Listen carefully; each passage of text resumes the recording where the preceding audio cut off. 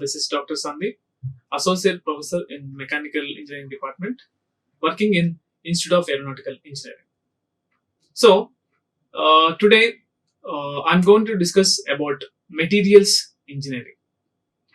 Okay, so in the materials engineering, the first topic we are going to study is about the introduction of engineering materials and material science. Now, if you go to the historical perspective of the material science, so materials are very, very important in our daily life. So anywhere you can find the materials in your daily life. So material is a very important role playing in our daily life. Like if you go to the transportation, housing, clothing, communication, even the recreation and food production, these are all interrelated to the materials. So if you take an example of materials in transportation, okay, so transportation is what? We have the automobiles, buses, trains, aeroplanes, all these things comes under transportation. So what all the materials are playing a key role in this transportation?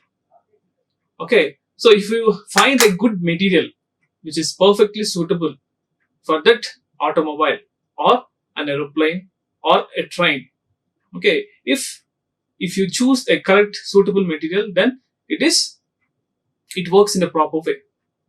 Like in the housing also, in the construction, we need to have a cement which is mixed with concrete and steel.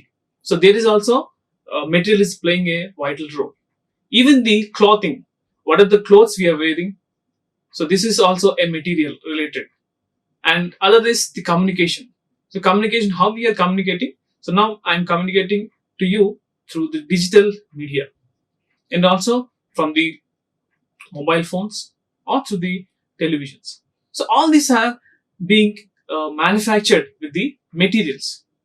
And even the food production industry are also having the materials which are being used for the manufacturing process. So everywhere you can find these materials.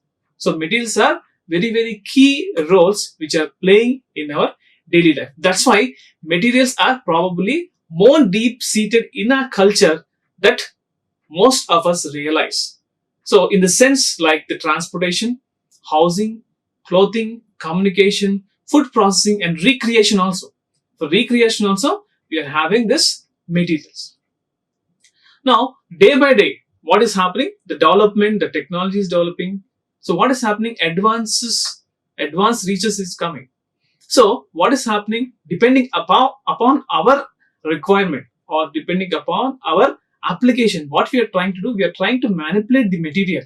We are trying to manipulate the material to fulfill our needs. So materials are very, very important, not only as a technical or an engineering, but in our daily life also, the materials are playing a vital role. So slowly what is happening? We are developing the materials to our requirement, to the required application. Now what is happening? Every civilization has been designed by the level of their materials development. So how these materials are being developed? So you have the examples of Stone Age, Bronze Age and our Iron Age. So earlier what they have to use? They used to use the stones, and with the help of the stones they used to do the different process in order to have different requirements. Similarly, slowly the age is going on, the development is going on, the culture is coming.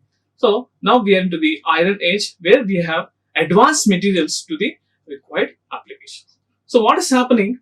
In the earliest we have very limited material, very, very limited material which is naturally available. Like stones, we have the wood from the trees, we have the clay.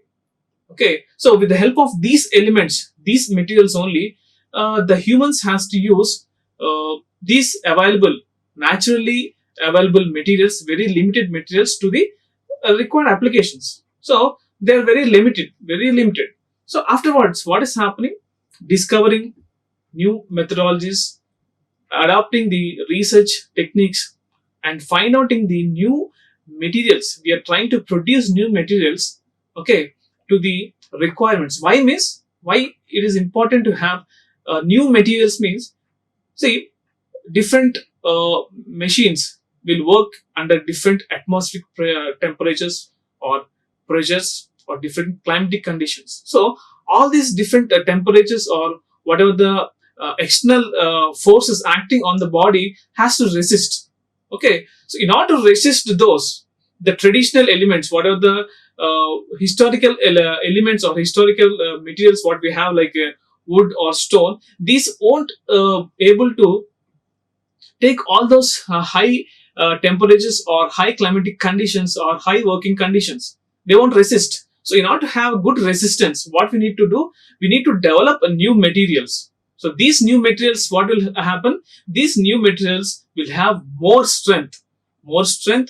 harden ability, or more toughness, more stiffness. So different properties we can have, and we can adopt those materials to our daily needs or to the industries to get the required applications. Okay, so what is happening, whatever the materials we have used in the earlier times, those are very very few which are limited, like wood or stone or clay, whatever available. But since the research is going on, we are discovering new materials which are having good properties. Properties are very very important here. Mechanical properties are very very important. That's why, by having the superior properties, so a metal should have a good properties, then only it can be used for different applications. Depending upon our applications, we can use those materials which are having higher or superior properties. Now further what is happening, it was discovered that the properties of materials could be altered by heat treatment also. So though you have identified a good material which is having higher properties, the other method is what? We are doing heat treatment process. So heat treatment process is what here? We are trying to heat the material, whatever the material we have, we are trying to heat that material, and because of that heat treatment, what is happening? We are getting more improvement in the properties. That means we are trying to alter the properties.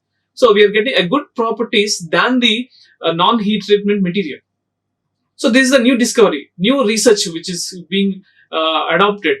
So what we are trying to do here, whatever the material will have, this material is being heat treated, and because of this heat treatment, what is happening? We are getting a more good properties which are being altered, and also we can add other substance also. Whatever the material will have, the base material, this base material is being heated, heat treatmented process is done, and for this heat treatment material, we are trying to add another substance. So that what is happening, if two materials are combined together, what is happening? The strength is more increasing. So if you are getting a good strength there. So because there is a number of composite layers, one by one, we are adding one by one, so that we will have a good harden or good mechanical properties when you compare with the single body. Is it not? Just a single example. If you break a single stick, it is easy to break. But if you break a bunch, you can't break, because the strength or the stiffness or the toughness is very, very high there. So in the same way, the materials also, whatever the material will have, this single material, when you compare with the composite material, what is composite here again? More than one material is called composite. So the single material which is being heat treated, of course, during the heat treatment process, we are getting a good mechanical properties, improved mechanical properties than the normal not heat treatment process material. But in the same way, after heat treatment, if you add another substance to that, we are getting more enhancement of the material properties. So this is the beauty of the research which is going on in the recent research days.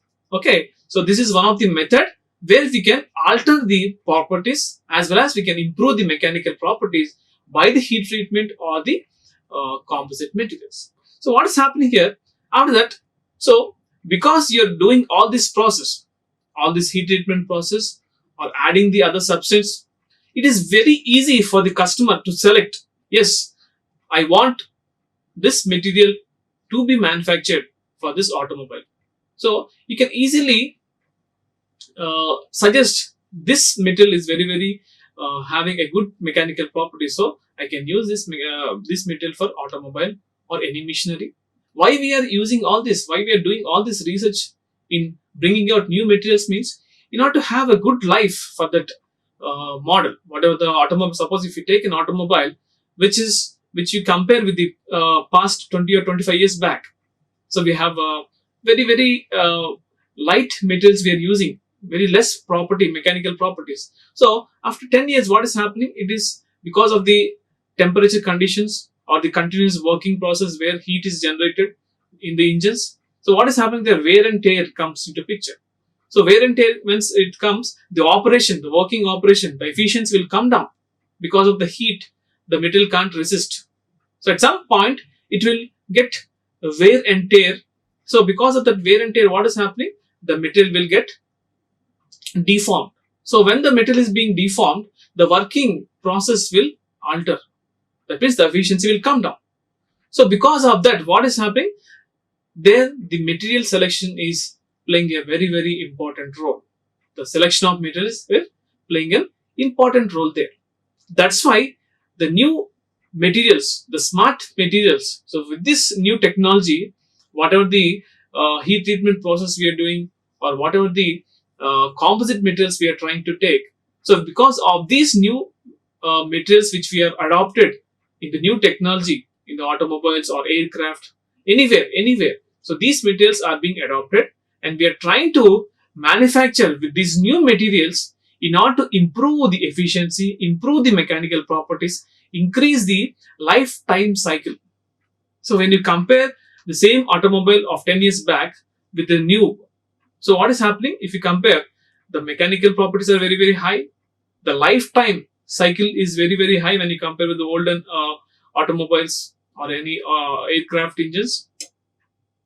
And what is happening? The efficiency is also very high when you compare with the olden. So like this, since we are developing those new materials, so it is very easy for us to select the required material for our process. So in the previous days, what is happening? We have very limited. So with that limited material only, the people has done some good work, but the lifetime or lifespan or the properties cannot be altered since we have very limited material.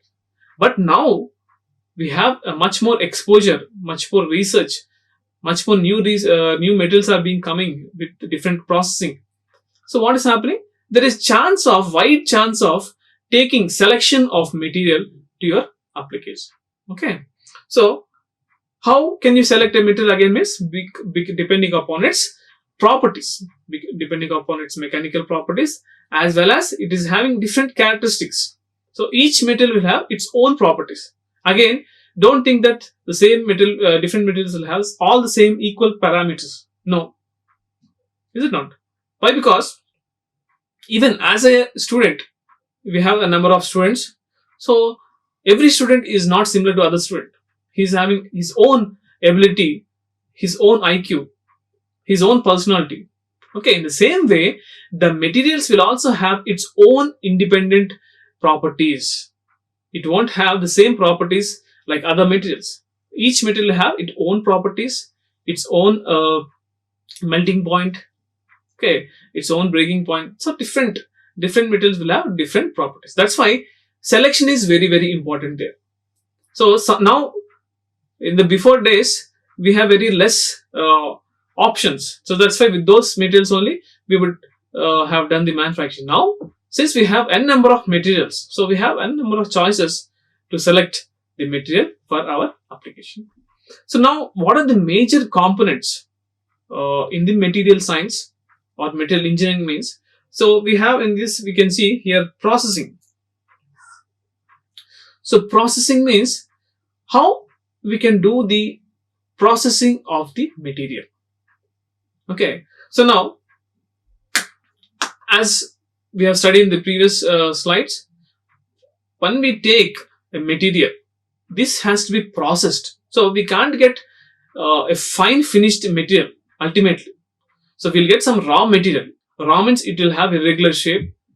Okay. It will have irregular shape, irregular dimensions, So you will get in a raw type of thing. So this raw material, we have to process it.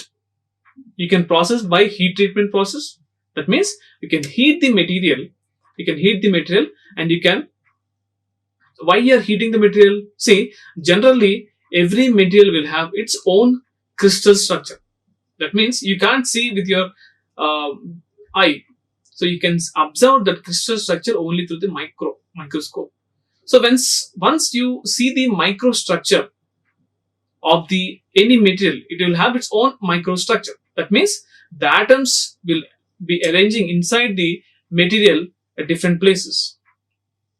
Now, if these atoms are strongly bound together, then the hardness of the metal will be very, very high. But if these atoms are are not bonding closely to each other, what is happening if you have some gaps?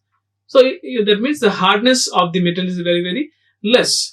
So in order to do the uniformity distribution of all the atoms inside the body, what we need to do? We need to do the heating process. That means once you heat the material, whatever the raw material you're getting, once you heat that material, what is happening internally, what are the atoms you have, what are the grains you have, these will slowly come closer together in order to get a good bond between those. So once all the materials are being uniformly distributed and you're getting a good bonding between the materials, that means the material, whatever the material you have, it is having a good strength or hardness. So whether this can be done by hot working process or cold working process. Okay, so this processing, the processing of the material, whatever the raw material we are getting, you can do by hot or cold processing. So that is one of the processing techniques. So this is the first processing what we have in the material science, the main components in this discipline of material science or material engineering. So first one is the processing of the metal we have to do. Next comes the structure. So second is the structure. So what is the structure? Just now I told you. Every metal will have its own crystal structure. Every metal will have its own crystal structure. That means different grains like this, they will arrange inside. So all these are atoms. Okay. Now, if these atoms are having some gap like this, the distance is very, very high. So then that metal is said to be very, very weak. But in the same way, when the atoms are very close to each other like this, that means there is a good bond between the materials. That means there is a good strength. So in order to find that structure, we need to see through the microscope.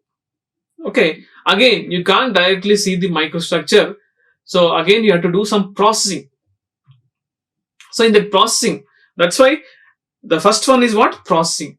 So this processing, after processing only we can see the crystal structure. So in the processing, what I told, we'll have some raw material. So this raw material will have irregular shapes and it is not very clean. So what we are trying to do there, we are doing some machining process. We are trying to do rolling in the hot rolling or cold rolling process. So we'll get some sheets of material. So these sheets, again, these are cut into equal required dimensions, and the face of that material has to be cleaned. So how can you clean? You can clean them by using some emery papers. Okay, rough files you can take. So you have to clean the surface. So after cleaning the surface, you'll get a good surface finish. So surface finish is very, very important here. So when you compare the raw material with the surface finished raw material, it is almost look like a glass finish. So you'll have a glass finish, shiny finish. So through that shiny or glass finish, you can see the grain structure through the microscope. So you can't directly see the structure of any material directly or indirectly with the help of microscope. Only after processing, after doing all the finishing process, okay, the material, whatever the material will have, so that material will have a glassy finish. So this glassy finished material can be kept under the microscope, and you can see the microstructure of that material, and you can easily study whether what type of material this is and how the grain structure is there inside. Okay, all these things you can study in the structure. Next comes the third one is what? The properties. So this is very, very important. The third one is very, very important. That is the properties of the material. So as I said, each material will have its own properties. Okay, each material will have its own properties like strength, ductility, malleability, okay, stiffness, elasticity, plasticity. All this comes under the properties of material. So depending upon the properties of the material, we can tell that yes, this material is suitable for so and so example. So you can't directly take this material and you can do the manufacturing. No, if you can't do like that. So how can you decide this material is suitable for yes, this aircraft application, aerospace application, and this material is suitable for the automobile, and this material is suitable for electronic device? How can you tell? You can't tell like that simply. We have to know the properties. So once you know the properties of the material, then you can easily select or choose that material to your application. So that's why properties play a key role in selection of material. Okay, so as I said, it has a number of properties. Different materials will have different properties. Even when you compare the individual material properties with the composite, again the composite materials have greater, higher properties than the single. So that's why study of properties of the materials is very, very important. So this is this third stage of the material selection. After that, the fourth one is what? The performance. So this is the final thing, performance. Now what we have done, we have taken the raw material, we have done the processing, and after processing we have identified what is the structure of the material, and after that we have calculated or we have tried to find out the properties of the material, and after that the performance. So performance is very, very important here. How can you test the performance? How can you test the performance means during the working process only you can test the performance. Otherwise you can't directly sit and you can't study the performance. So during the working process, what is the working process? Because any machine or any aircraft or any automobile, when it's being working under pressure or under temperature, different temperatures, you need to test the performance of the vehicle or automobile engine or aircraft. Okay, like that, so and so. Even the what are the gadgets or electronic gadgets or mobile phones, whatever that we are using. How can you test all these things? Under working process only you can tell the performance. See, in buying any product, we will first of all we'll see the performance. We'll read all the reviews. So in the reviews, what they will show? They will show yes, this is having a good performance. This can work for continuously 10 hours, like 20 hours, like that. How can you justify? How can you tell means? By the working process only you can tell the performance of that material. So what we'll do here, after selection of material, after identifying all the properties, yes, you'll select this material. Now this material will be tested under different temperatures. That means whether it is hot or cold working temperatures, different pressures, different stress levels. So all these things we have to find out, and then finally we can tell that yes, the performance is very, very good. So the efficiency will be approximately around 70 to 90%, or for some metal it will be 60 to 70, or some it will be above 90. So how can you tell means? By knowing the performance. So this is very, very important. So if you know all these stages, all the 4 stages, then as an engineer, it is very, very easy for you to select a material to your required application, or as a mechanical engineer you can suggest this material is suitable for this application. and so different materials can be applicable for this application. So it is very easy. So you have to follow all these 4 steps. One is what? Processing of the material. Second is structure, then the properties, and finally performance. So these 4 are very, very important in the discipline of material science of selection of material. Now, after knowing all these things, why you need to study the material science and engineering? What is the use? Why we are studying all these things? Means, see, many engineers or many scientists, whether mechanical, civil, electrical, or electronics, somehow they were exposed to this design problems which involves materials. Okay, so this material science is not restricted to only mechanical. It is an interdisciplinary subject. So that's why any engineering stream or any scientist have faced problems which are involving with respect to the materials. Why means, why, as I told, materials are playing a vital role in any type of stream or in any area.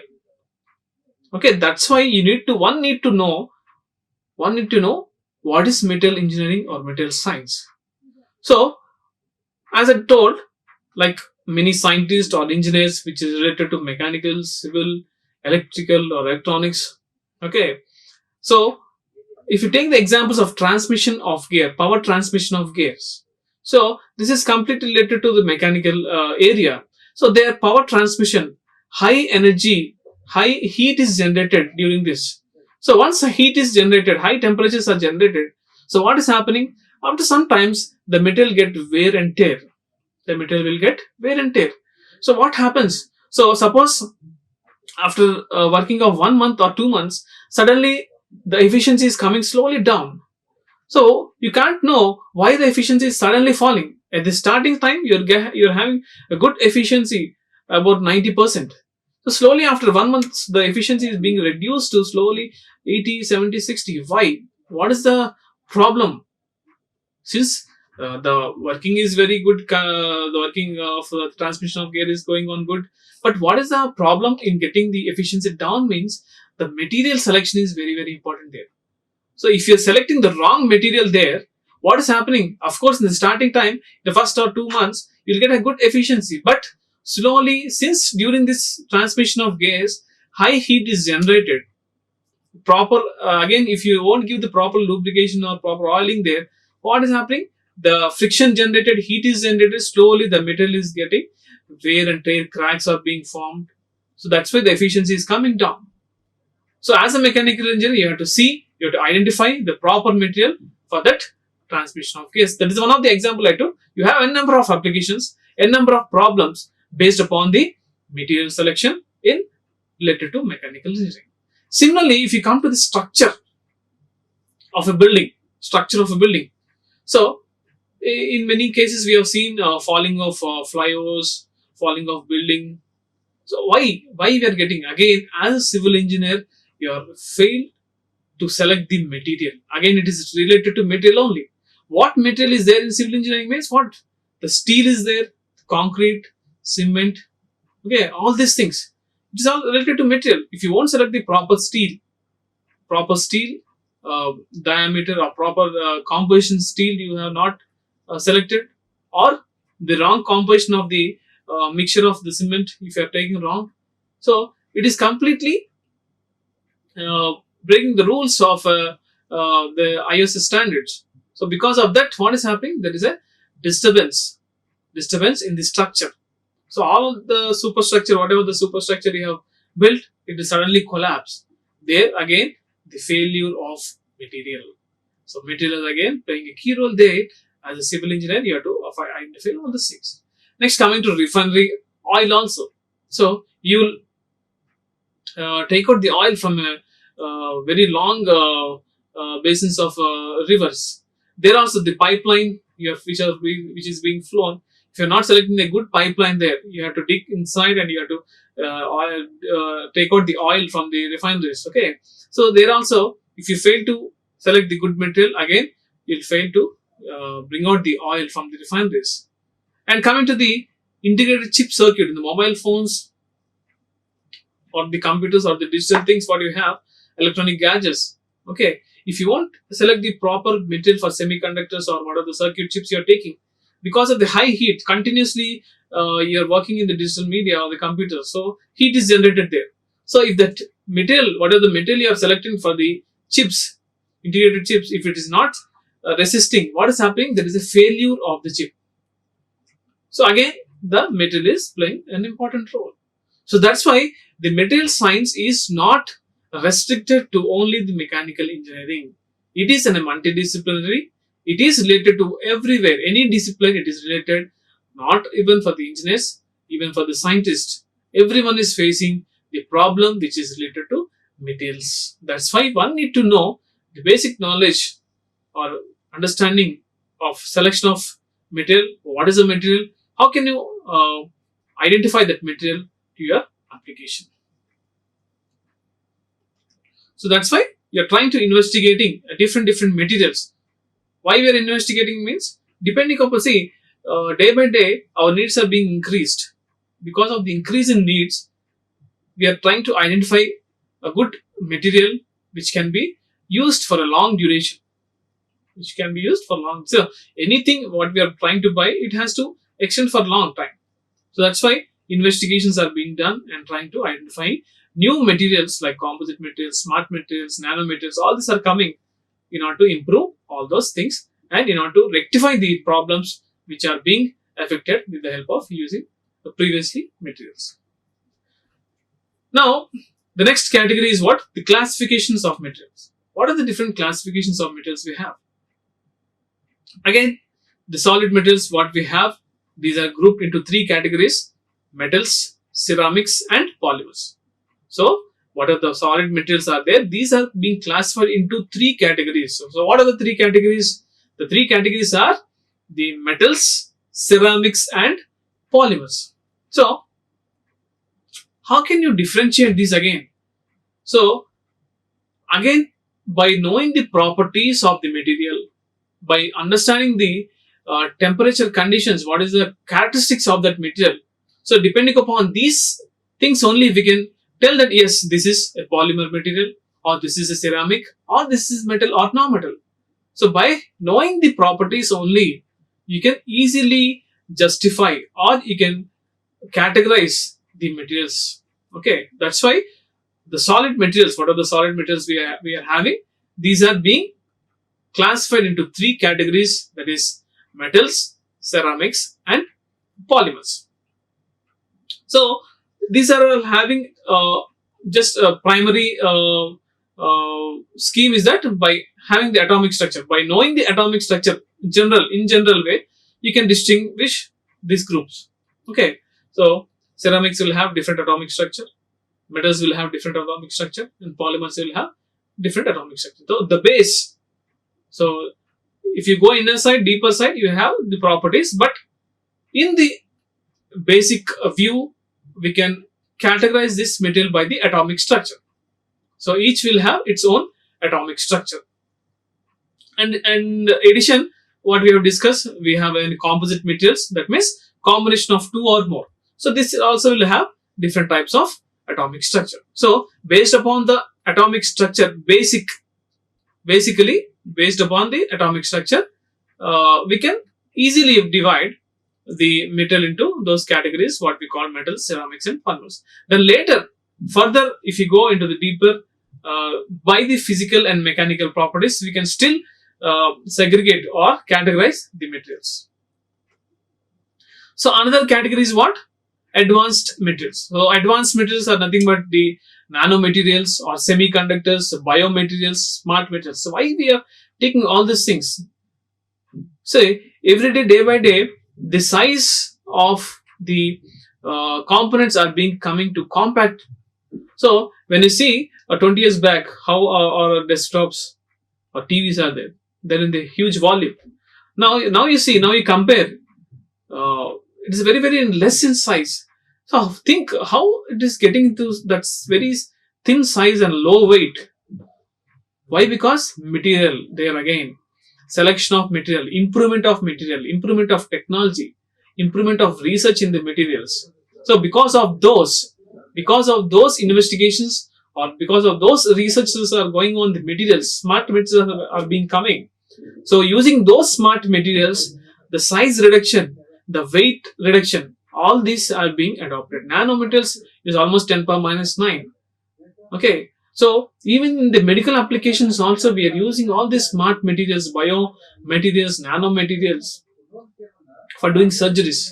So all everywhere, as I said, everywhere material science is involved. Without material, there is nothing in this universe. Everywhere, wherever you see, there is a material. So every material will have its own application, own properties, own atomic structure. Okay, so that's why material science is very important. Now, what are the classifications we have? We have the classifications of three basic categories. First one is the metals, ceramics, and polymers. In addition to these, we have composites also. Composites are nothing but, as we discussed, one or more combination of two or more materials. It is called as a composite. And after that, another category is what? The smart materials, advanced materials like biomaterials, nanomaterials, smart materials. Okay, these are all the classifications or categories of materials, but major are the metals, ceramics, and polymers. Now coming to metals.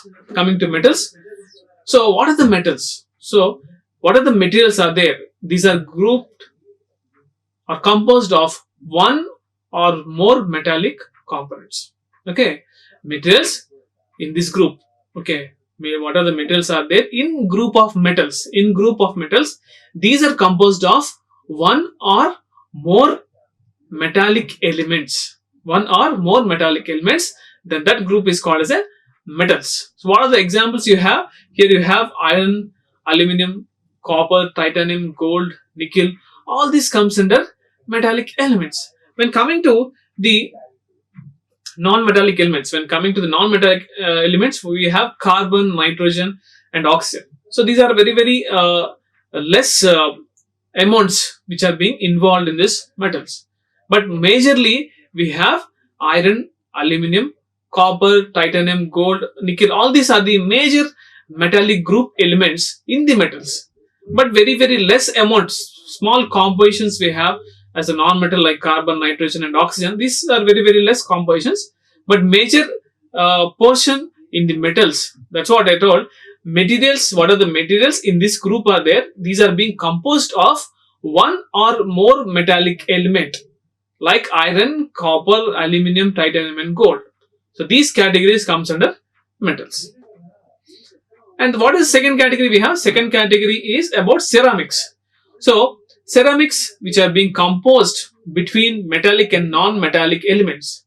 Okay, so the elements or the group of metals which comes under metals and non-metals are called ceramics. Okay, so what are the metals which are being comes in between metals and non-metals? These are being called as a ceramic group. So we have mostly oxides, nitrides, and carbides. Okay, in this ceramic category. So we have some like different examples like ceramic metals like include aluminum oxide, silicon carbide, silicon nitride. All these comes under ceramic materials. So though we have traditional ceramics which is composed of porcelain, this is not cement and glass. So these are the traditional ceramic elements we have. But with along this, the new type of ceramics what we have are the aluminum oxide, silicon dioxide, silicon carbide, and silicon nitride. So these are the ceramic compounds which comes between metals and non-metal. So this is the second category of the materials. Coming to the third category, what we have, polymers. So this polymers include the familiar plastic and rubber materials. Okay, in this polymers we have plastic and rubber materials. So what are the PVC, CPVC pipes we are using in the household for the water flow or water tanks? All this made up of the polymers. Okay, slowly little bit of flexibility is there in this type of materials. But when you compare with the metals and ceramic, it is not that much flexible. These polymers are flexible because it is composed of plastic and rubber. So polymers include the familiar plastics and rubber materials, and many of them are organic compounds. So maximum of them are organic compounds which are chemically based upon the carbon, hydrogen, and non-metallic elements. Okay, so these include with plastic and rubber materials. And what is happening here? Most of them are composed of organic materials, chemically organic materials, which is based upon carbon, hydrogen, and other non-metallic elements. So, if you further go, they have very large molecular structure. When you compare with the ceramics and metals, these polymers will have larger atomic larger molecular structure when you compare with the ceramics and uh, metals. Now, what are the things we have here? The common familiar polymers we have: polyethylene, polyvinyl chloride, polycarbonate, polystyrene, and silicon rubber. So these are the some of the common elements which are being used in the polymers. So as I discussed, what are the pipes or what are the water tanks we are using in our household things? Okay, so all this made up of polymers.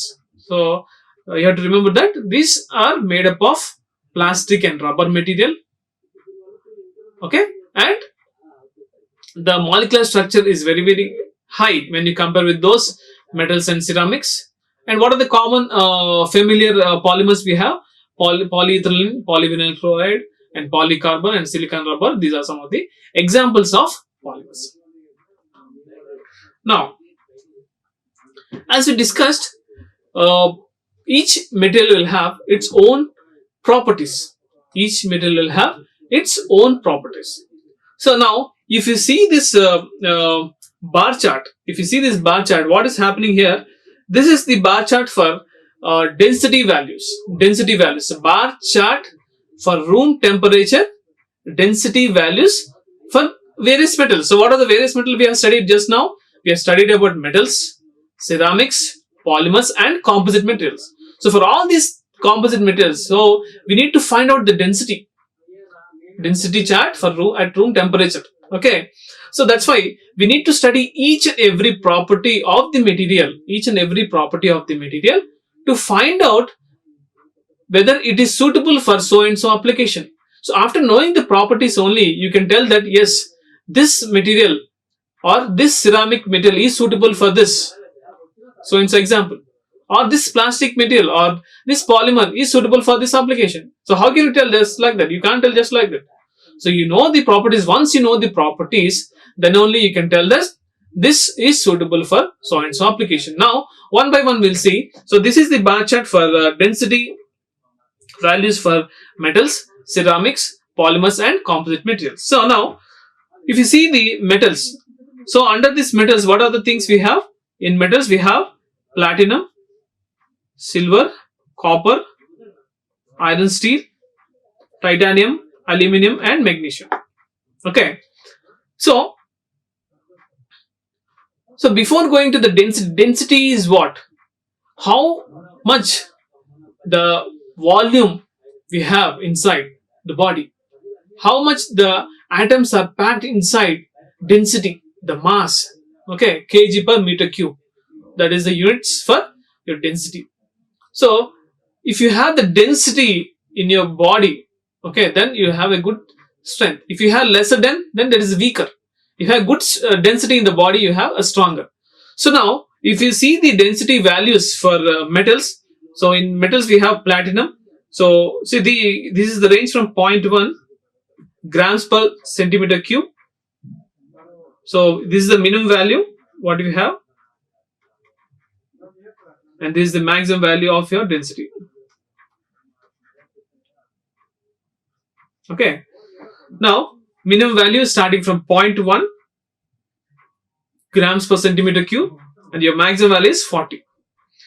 Now if you see the metals are having a good density values when you compare with the other metals, what are the ceramics, polymers or composites. See, all these are lying very less ranges. Okay, when you compare with the metals, these are having very less densing properties, materials. Okay, so in the metals, magnesium, aluminum, titanium are ranging from 1 to 4. These three, 1 gram per centimeter cube to 4. That means, though it is having a less value, but when you compare with the other, the density is little bit high. But when you compare with this titanium, aluminum and magnesium with the other components like silver, copper, iron, steel, so these three are having good density values when you compare with titanium, aluminum and magnesium alloys. Again, when you compare with the platinum is having higher density, 20 grams per centimeter. So that's why the application, depending upon your application, you can easily select whichever is suitable material. Since now you can see this example by clearly seeing this example. So in under metal we have platinum, silver, copper, iron, steel, titanium, aluminum and magnesium. So can I use instead of platinum as a titanium in any cutting tool? No. Why? Because the hard density is very less. You can't use that. So that's in such a way that you have to think. Or you can understand. Yes, this is having a good denser value, so I can use for this and application. Okay, so that is how you have to do. Now, what is the second category? Second category is the ceramics. In ceramics, you have different components: aluminum oxide, silicon carbide, glass, concrete. So you have to see all the values, how it is having. So depending upon your application, you have to select which ceramic is suitable for your application. So, okay, depending upon your application, you can select whether aluminum oxide is suitable, or silicon carbide is suitable, or glass is suitable, or concrete. Okay, which is suitable for you, you can take. Next is the polymers. So polymers in the same way, PVC, whether you can take the PVC or PS or PE or rubber, whichever the material is having a good density, then that material you can select for your application. The final category is what? Is a composite. Composite. So what is here GFRC means? GFRC is nothing but glass reinforced component. Reinforcing means with high pressure. With high pressure, you're reinforcing glasses to get a good bond in order to get a composite materials. So different layers of glass are being reinforced together to form a strong bond. So that is called as a glass reinforced component. And CFRC is nothing but carbon reinforced components. Okay, carbon reinforced components. So there GFC is nothing but glass reinforced, and CFRC is nothing but carbon reinforced components. So why we are using all this carbon or glass? See, if you take an example of a windmill. So in the windmill, the wings are being manufactured with the composite materials only, reinforced composite materials. So what is reinforcing means? Forcing the materials together, bonding the metal together layer by layer. You're having a good strength in that material. So whether you can use a glass reinforced or carbon reinforced components, okay, depending upon your application. So there the windmills work at a higher altitude, about 50 meters from the mean sea level. So there you have a high winds. So these winds, where they will flow with a 12 meter per second or 18 meter per second, so that much velocity the blade has to withstand. So normal metal you can't use. Suppose, as I'll tell an example now. Selection of material is very important. Just an example I'll tell. Now instead of composite materials, though the density is high in metals, though the density is very high in the metals, if you select the metals as a turbine blade in the windmill instead of composite material, what happens? Just think. See there, though it is having a higher density, weight is playing a key role there. So if you have a higher weight, the windmill cannot rotate. So you should have a lighter weight material which is having high strength. So which material you have to select? From all these 4 categories, you have to select the composite materials. Composite materials are very suitable for windmill turbines, turbine blade material. Why? Because there the weight is very less, as well as the strength hardness is very high when you compare with the metals. That's why the turbine blades are being manufactured with the glass reinforced or carbon reinforced components in case of wind turbine. So like this, you have to select the materials depending upon your application. So this is one of the criteria. So here density is one of the criteria, and the second category, if you see the second category, so this is about the density of all the materials. What are the metals we have selected for metal, ceramics, polymers and composite. Next, about stiffness. About the stiffness, that means nothing but the elasticity of the material. So though if you apply pressure, again after removing the pressure, if it is regaining its own shape, it is called as elasticity. So what is the value of that elasticity? So that is calculated with the help of Young's modulus. So that we'll study in the next classes. But for now, again for the different materials, the stiffness is being calculated. So if you have here metals, ceramics, polymers and composites, the same materials we will take. Now you can see the Young's modulus, which is starting from 0.001 and ending 2000. So here metals are having a good stiffness. Of course, metals will have a good stiffness. Why? Because the bonding between the metals is very good when you compare with the other materials. So now just you compare with the metals and polymers. Metals are having a good stiffness when you compare with polymers. Why? Means rubbers are very flexible. So this will don't have that much stiffness when you compare with the metals. That's why the values of the stiffness values of polymers are very less when you compare with the metals. Ceramics, metals and composites are almostly having the same values.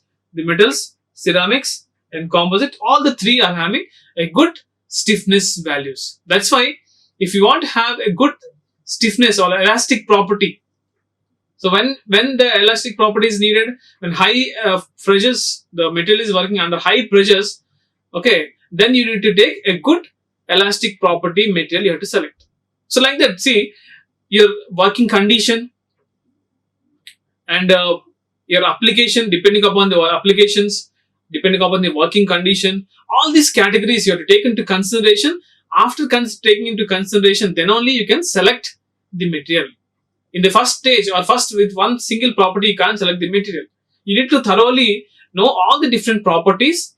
After knowing all these properties, then only you can tell this, yes, this material is suitable for this application. So like this, when you compare the thermal or elastic modulus, so metals, ceramics and composites are having good values when you compare with the polymers. So this category is about elasticity or stiffness.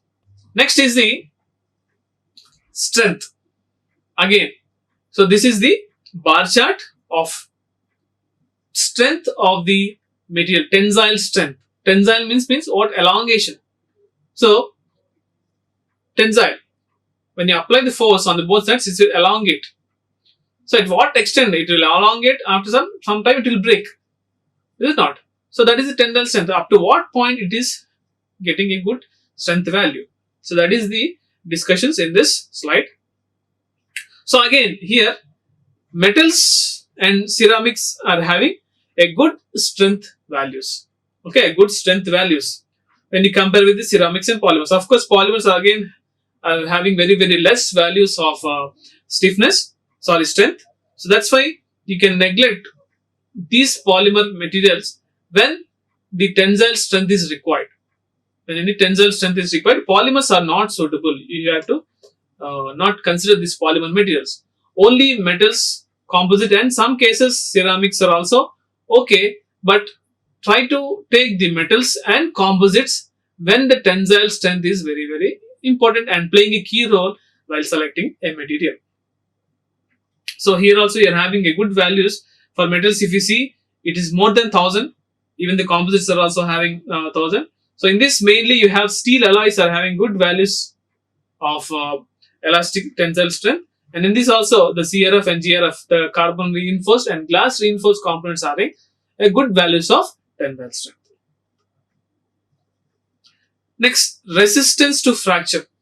Resistance to fracture. This is very, very important. Resistance to fracture means what? No, after complete, you're continuously giving pressure on the material. What is happening? At some point, it will break. It will fracture. Is it not? Sometime it will fracture. So, up to what limit? Up to what point this material can resist? Okay, resistance to fracture. It can withstand. It can resist till the fracture. That is very, very important. Now, how can you identify this fracture? Means continuously, if you give pressure, if you give high amount of stress to that material, what is happening? At some point, it will break. At some point, it will break. So, up to what point the material will be resisting to fracture is called this resistance to fracture. Okay, toughness, fracture toughness. So, for different materials, we are trying to find out what is the resistance to fracture. So, this is the scale what we have, and here metals are having a good fracture toughness. So, these metals like steel alloys, titanium alloys, aluminum alloys, these can withstand to fracture, resistance to fracture. Though you are giving a high amount of load, high pressure, high temperatures, okay, high pressures, these metals can withstand to fracture. That's why these types of metals you need to select when any application related to fracture. The ceramics and polymers are not at all suitable for this resistance to fracture. Of course, composites again, these can be useful when you compare with the ceramics and polymers. Composites are very, very good when you compare with these two. But mostly metals are having a good values of to fracture toughness. Okay, so steel alloys, titanium and aluminum alloys, these can be selected because it is having a good range up to 1000 megapascals. You have the value of toughness, so you can take these metals when the fracture comes into picture. Next, electrical conductivity. Electrical conductivity is what? It is a good conductor of electricity. How can you tell that this metal is a good conductor of electricity? Though you are passing electricity, you can resist with shock. That means this metal is a good conductor of electricity. So, what are those metals which are having good conductor of electricity? Metals, semiconductors are good conductors of electricity. So, this semiconductors again comes under smart materials. So, as we discussed in the previous slides, smart materials comes under this semiconductors, and metals are also having a good electrical conductivity. And ceramics and polymers are not suitable for electrical conductance. So that's why, see, in some applications, there is a passage of electricity. Suppose if you take an electrical wire, which material you have to select? You can't directly go use in ceramics or polymers. No, you should not at all use. You can use either metals, there is copper, all those things. Why we are using the copper inside the wire? Because it is a good conductor of electricity. That's why you are using the metals as well as semiconductor materials. So ceramics and polymers we should not use in related to electricity or electrical conductivity metals. Okay, so that's why we have n number of applications, n number of categories, n number of properties. So depending upon those, you have to study all those things. Then only you have to find out which material is having good properties and it is suitable. Some may have, some may does not require electrical conductance. Only they require the stiffness or the toughness or the Young's modulus, elasticity, all those things is required. So for those, this category is not required at all. But some category requires electrical conductance. For those materials, you have to use this type of metals or semiconductors. You should not use with ceramics or polymers. So this is about the electrical conductivity ranges of metals for ceramics, polymers and semiconducting materials. Now, we have discussed about materials, all those things. Like just see this figures, you can easily know that what are the materials or what are the items or what are the objects which are being made by the metals and metal alloys. So if you see from left to right, if you observe from left to right, what are the things you can see? You can see the fork and knife. Next is scissors, coins. You have gears, rings, nut and bolts. How these are being manufactured? These are being prepared with the help of metals and non-metals. Okay, what are the metals? We just know we have seen that aluminium, copper, all those things we have seen. So, and how you're making the fork with that metal only? Why not with ceramic? Why not with ceramic? If you do that fork with ceramic, can you do? No, you can't do. If you make that scissor with ceramic or polymer material, no, you can't do. Only the metals or non-metals or with metal alloys only you can manufacture these, some of the examples of materials. You can't do the same knife or fork or the coins with the polymer metal or ceramic metal. You can't do. Only these are some of the objects which will be manufactured with the metals and metal alloys. Now, how can you tell that these can be made? So, by knowing the properties only you can do. If you make this fork with the glass, no, it will break once you use working. If you make the scissor with some polymer material, you can't even cut the material. So that's why selection of material based upon the properties of material. So that's why this is very, very important. And this is one of the examples of the objects which are being made with the help of metals and metal alloys. Now coming to this, this is an example of the objects which are being made with the ceramic materials. So the scissors and the cups, teacups, and building brick, and you can see the floor tile and glass vase. So these are being made with the ceramic materials. Now you can you make the teacup with the polymer material? No, you can't do. Or with the metal? No. Why? Because weight is coming into the picture here. You can prepare the teacup with the metals, but when you compare with the weight category, you are increasing the weight when you do with the metals. So that is not required. That is not at all required. Why? Because that much weight you can't carry. Again, you will pour some water or liquid in that. So again, you have to carry a lot of weight. No. There is no use of making, though you can prepare the teacup with the metals, but it is not useful for us. Even the tiles, these are made up of ceramics. You can't prepare them with metals. If you prepare, you can, of course, you can prepare the tile with a metal, but what is happening here? Continuously, water flows on the tiles. So once water flows on the tile, which is being prepared with the metal, corrosion is coming into acting there. So corrosion means, again, after some time it will fail. But in the ceramic, if you continuously give water, that there is no corrosion effect also. So that's why you need to know all the properties first of all, and what is the application you are using. Then you can prepare. Though you can manufacture all these components, whatever the components you are seeing in the sites with the polymers or metals, but there is no use. The life cycle, or there is no usage of these metals. If you are increasing the weight, what is the use? If there is no lifetime, what is the use? Okay, so that's why some objects has to be made with these items only, with this material only.